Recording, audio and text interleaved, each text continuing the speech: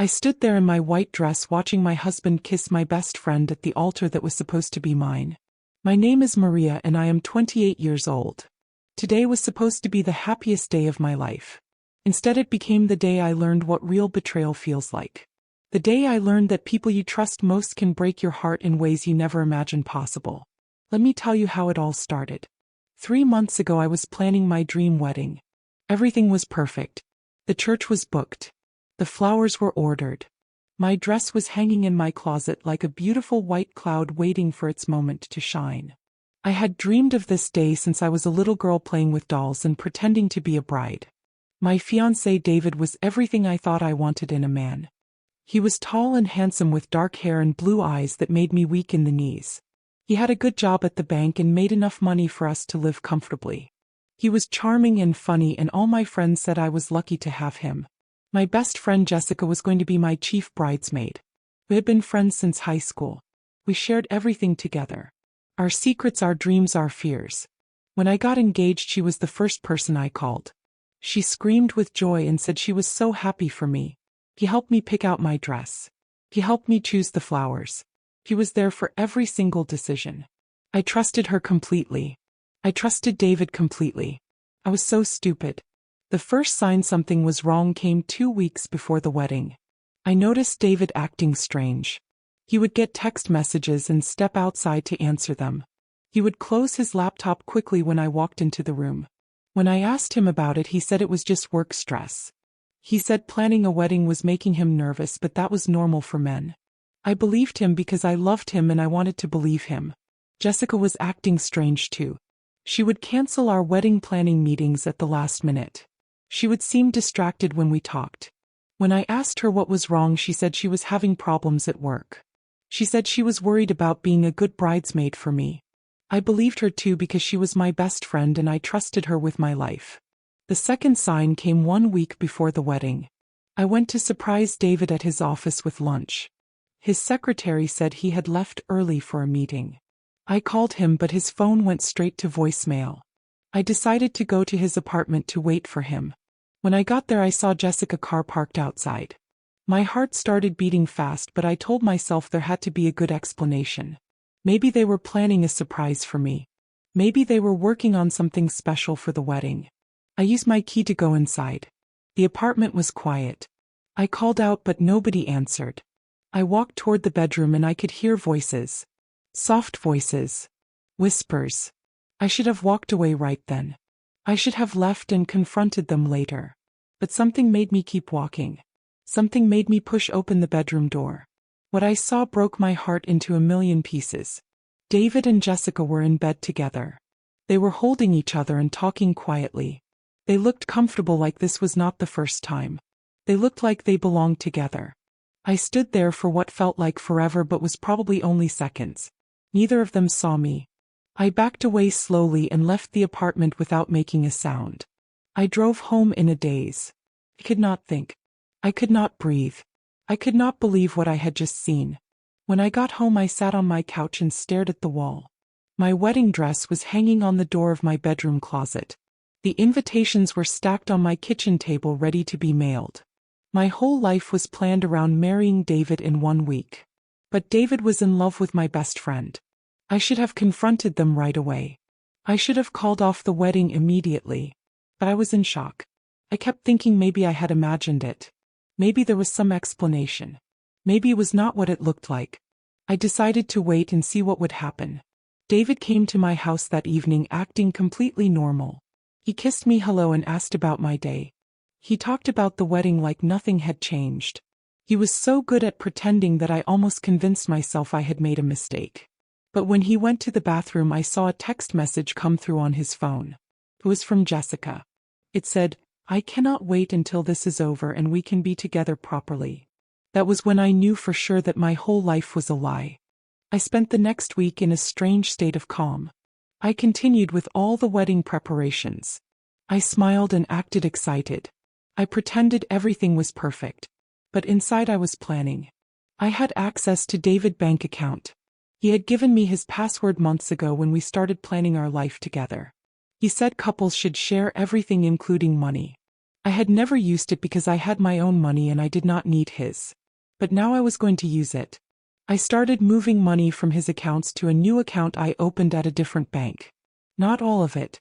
Just enough to start a new life somewhere else. He had saved a lot of money over the years. He would not miss what I took right away. I also started planning where I would go. I had always wanted to live by the ocean. There was a small town 3 states away where I could disappear and start over. I found an apartment online and paid the deposit. I arranged to have my belongings shipped there after the wedding. The night before the wedding, David took me out to dinner. He was being extra sweet and romantic. He told me how much he loved me and how excited he was to marry me. He said I was the most beautiful woman in the world and he was the luckiest man alive. I smiled and said all the right things back. But inside I was thinking about how good he was at lying. Inside I was thinking about how he could look me in the eyes and tell me he loved me when he was planning to betray me. Jessica came to my house early on the morning of the wedding to help me get ready. She did my hair and makeup and helped me into my dress. She kept saying how beautiful I looked and how perfect everything was going to be. She was also very good at lying. When we got to the church, I could see David at the altar waiting for me. He looked handsome in his black suit. He was smiling and talking to the pastor. Everything looked exactly like I had dreamed it would look. But it was all fake. I walked down the aisle with my father just like we had practiced. The music was playing. The flowers were beautiful. All our friends and family were there smiling and crying happy tears. When I reached the altar, David took my hands and smiled at me. The pastor began the ceremony. Everything was going according to plan. Then the pastor got to the part where he asks if anyone objects to the marriage. I expected silence like always happens in movies. Instead, David cleared his throat. "I object," he said in a clear voice that everyone could hear. The church went completely silent. You could have heard a pin drop. Everyone was staring at David with shock and confusion. My father looked like he might punch him. My mother gasped so loud it echoed off the walls. "I cannot marry Maria," David continued. "I am in love with someone else. I am sorry, but I cannot go through with this wedding." Then he turned and looked at Jessica, who was standing beside me holding my bouquet. "Jessica, will you marry me instead?" he asked. The church erupted in gasps and whispers and shocked voices. Some people stood up. Someone screamed. I think it might have been my mother. But I just stood there calmly watching this drama unfold. Jessica looked at me with tears in her eyes. "I am so sorry, Maria," she said. "We did not plan for this to happen. We fell in love and we could not help it. We wanted to tell you sooner," David added. "But we did not know how. We did not want to hurt you." I looked at both of them standing there trying to justify what they had done. They wanted to hurt me as little as possible while still destroying my life completely. They wanted to have their happiness without feeling guilty about taking mine away. The whole church was staring at me, waiting to see what I would do. Would I scream? Would I cry? Would I slap them both? Instead, I smiled. "If you love each other, then you should be together," I said in a voice loud enough for everyone to hear. "I wish you both all the happiness in the world." Then I took off my engagement ring and handed it to Jessica. "You will need this," I said. I picked up my dress and walked back down the aisle. People were staring and whispering, but I held my head high. When I got to the back of the church, I turned around one more time. David and Jessica were already holding hands. The pastor looked confused, but he was asking them if they wanted to proceed with a different ceremony. "Congratulations," I called out. "I hope you get exactly what you deserve." Then I left. I went straight home and changed out of my wedding dress. I put on jeans and a t-shirt and threw some clothes into a suitcase. I had already arranged for most of my belongings to be shipped to my new apartment. I just needed to take the essentials and go. Before I left, I transferred the rest of the money from David's accounts. All of it. Every penny he had saved. He had betrayed me in the worst possible way, so I felt no guilt about taking what I needed to start over. I drove out of town that same day. I did not say goodbye to anyone except my parents. I told them I needed to get away and start fresh somewhere new. They understood. They were angry at David and Jessica too. They said they supported whatever I decided to do. I drove for 6 hours until I reached the small coastal town where I had rented an apartment. It was beautiful and peaceful. The ocean was right outside my window. I could hear the waves crashing on the rocks below. For the first time in weeks I felt like I could breathe. I found a job at a local bookstore. The owner was a sweet older woman who did not ask too many questions about my past. I rented a small cottage near the beach and settled into a quiet, simple life. I made new friends slowly. I started taking art classes. I learned to surf. I read books and walked on the beach and watched sunsets. I was healing. 3 months after I left, I got a call from my friend Sarah, who still lived in my old town. "You are not going to believe what happened," she said. I was not sure I wanted to know, but I asked anyway. "Jessica left David," Sarah said. "She took off in the middle of the night and no one knows where she went. Apparently she cleaned out their bank account too." I almost laughed. Really? Really? And get this, she was not the only one. Turns out David has been cheating with multiple women for years. Jessica found out about the others and decided she did not want to be married to a serial cheater. What about David? He is a mess. He lost his job because word got around about what he did at your wedding. His reputation is ruined. No one wants to hire him. He had to move back in with his parents. And the money? Gone. First you took yours and then Jessica took hers. He has nothing left. He tried to report it to the police, but since you both had access to the accounts legally, there was nothing they could do. I felt a satisfaction I had not expected. I was not proud of feeling good about someone else suffering, but David had brought this on himself. "There is more," Sarah continued. "He has been looking for you. He hired a private investigator. He says he wants to apologize and ask for forgiveness.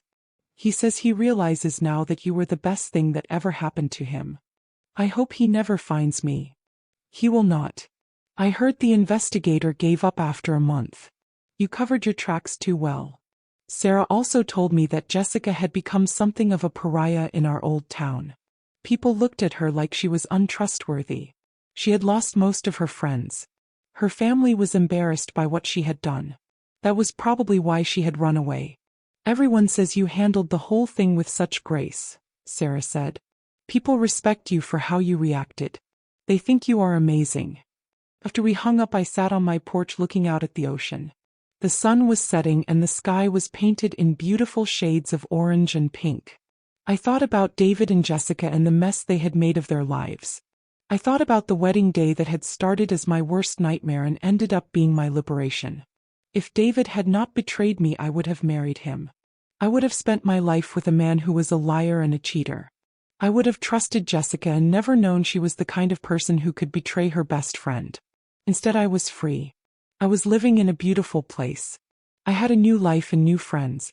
I had learned that I was stronger than I ever imagined. I had learned that I could survive anything. 6 months later, I met someone new. His name was Alex, and he was nothing like David. He was honest and kind and genuine. He made me laugh. He treated me with respect. When I told him my story, he was angry on my behalf. He said David and Jessica were fools to lose someone like me. We took things slowly. I was not ready to trust completely yet. But Alex was patient. He proved himself over and over again. He showed me that not all people are liars and cheaters. A year after I left my old life behind, Alex and I moved in together. We adopted a dog and planted a garden. We had quiet dinners and long walks on the beach. We built something real and honest and beautiful. 2 years later, Alex proposed.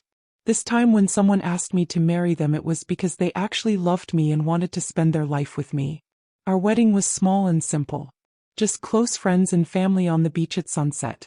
I wore a simple white dress and carried wildflowers. Alex wrote his own vows and cried when he said them. It was everything my first wedding was supposed to be but never could have been. During our first dance, Alex whispered in my ear, "Thank you for being brave enough to start over. Thank you for giving us a chance." I whispered back, "Thank you for showing me what real love looks like." As we danced, I thought about David and Jessica. I wondered if they ever thought about that day at the church. I wondered if they regretted their choices. I wondered if they understood that their betrayal had actually set me free to find something better. I hoped they had learned from their mistakes. I hoped they had found peace somehow. But mostly I just felt grateful that they had shown me their true selves before it was too late. 3 years have passed since that awful day at the church. I am now 31 years old and married to a man who loves me completely. We are expecting our first child. I have a successful art studio and sell my paintings to tourists who visit our little coastal town. Sometimes I still think about my old life. I think about the friends I left behind and the family I do not see as often. I think about the woman I used to be who trusted too easily and loved too blindly. But I do not regret leaving. I do not regret taking that money. I do not regret starting over. David and Jessica taught me the most valuable lesson of my life. They taught me that sometimes the worst thing that happens to you can actually be the best thing that ever happened to you. They thought they were taking everything away from me. Instead, they gave me the chance to find everything I was really looking for. I hope whoever listens to this story remembers that betrayal does not have to be the end of your story. It can be the beginning of something better. It can be the push you need to find your real life. Sometimes people do terrible things to us. Sometimes the people we trust most hurt us the deepest. But we always have a choice about what comes next. We can stay victims or we can become victors. I chose to become a victor. And now I am living my happily ever after with someone who actually deserves me.